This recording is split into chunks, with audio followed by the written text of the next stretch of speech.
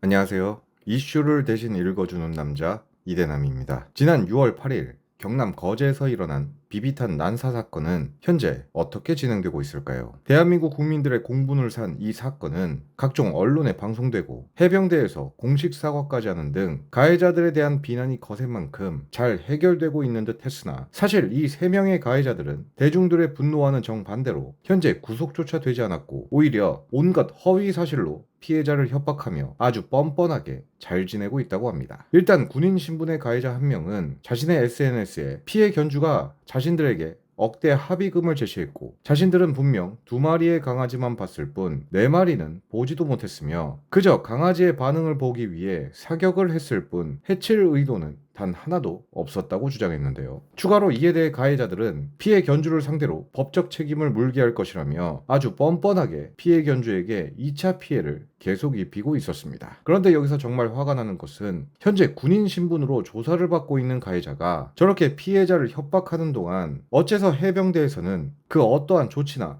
관리도 하지 않고 있었냐는 것인데요. 대중들에게 철저하게 조사를 하겠다고 발표한 해병대의 사과는 그저 국민들을 안심시키기 위한 형식적인 발표였던 것일까요? 아니면 정말로 가해자의 부모가 군인이어서 그냥 저렇게 봐주는 것일까요? 이렇게 어떠한 보호도 받지 못한 채 고통스러운 나날을 보냈던 피해자는 결국 정들었던 동네를 떠나기로 결정했다고 합니다. 피해자가 이사를 결정한 이유는 당연히 가해자와 그의 부모들이 피해자 집에 찾아와 횡포를 부린 것 때문이기도 하지만 결정적으로 이 사건이 공론화가 되고 이슈가 되다 보니 많은 언론사와 유튜버들이 하루가 멀다 하고 피해자 집에 찾아와 피해 견주분에게 2차 피해를 입혔기 때문입니다. 그런데 여기서 조금 충격적인 이야기가 있는데 피해 견주분의 법률 대리인은 최근 보도자료를 통해 피해자와 관련된 수사기밀과 개인정보를 다름 아닌 경찰이 외부로 유출시켰다고 밝혔는데요. 그 내용을 살펴보면 얼마 전 피해자는 신원을 알 수 없는 인물에게 담당 형사와 긴밀한 관계다, CCTV 자료를 가지고 가겠다는 연락을 받았다고 합니다. 그리고 문제는 그들이 약속도 없이 무단으로 피해자의 집에 찾아온 행동을 했고 그 일로 인해 피해자는 언제 또 누가 집으로 올지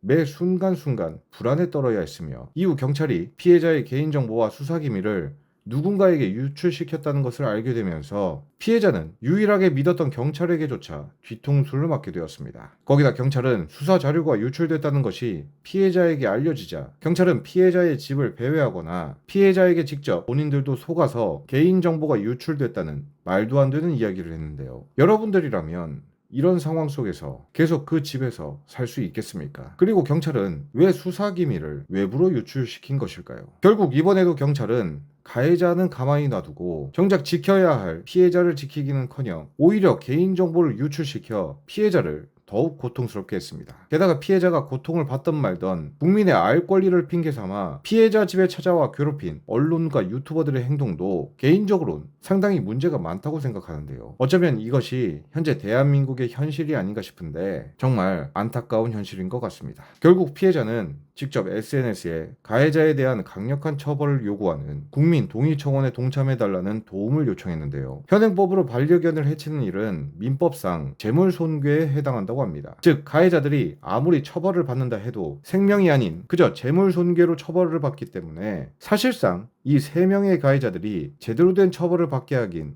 상당히 힘든 상황인데요. 그렇기 때문에 이번 청원을 통해서 앞으로 또다시 이런 끔찍한 일이 발생했을 때 가해자들에게 엄벌이 내려질 수 있도록 우리가 힘을 모아야 하지 않겠습니까? 이제 피해자가 믿을 수 있는 사람은 오로지 국민들 뿐입니다. 그러니 부디 바쁘시더라도 꼭 청원에 동참해 주셔서 저 악마들이 제대로 된 처벌을 받을 수 있게 도와주시길 간곡히 부탁드리겠습니다. 또한 저는 저 가해자들이 법적 처벌을 받을 때까지 계속 지켜보며 피해자를 위해 소리를 내도록 하겠습니다. 오늘의 영상을 마치겠습니다. 시청해주셔서 감사합니다.